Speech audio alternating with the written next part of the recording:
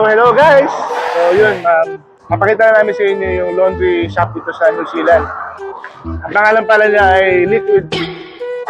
Diba? Walang maisip na pangalan. Ano pangalan ng shop natin? Tubig na lang.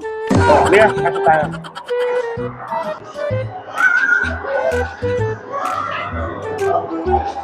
Sabi, ang laki ng ng spinner nila, no?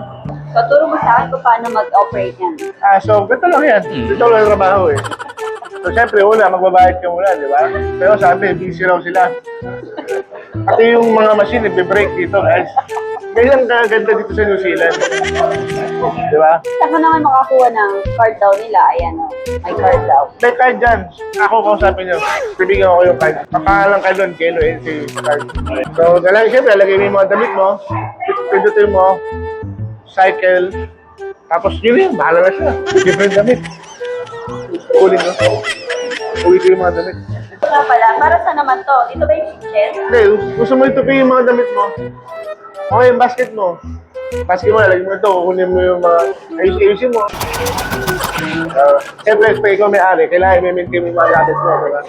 Siguraduhin mo sarado yung mga pintuan ng Hello, welcome. Hello. Ay, Pilipino pala si ate. Nakadito po ba kayo? Nakadito kayo, no? Hi po, Hi, sa vlog namin. JLOIC Vlog. So, yun guys. Ito na naman yung ating shop dito sa Joke lang. Don't forget to like and share our video. And thank you so much to our new followers. Hanggang sa ulitin, JLOIC Vlog. Alam nyo na.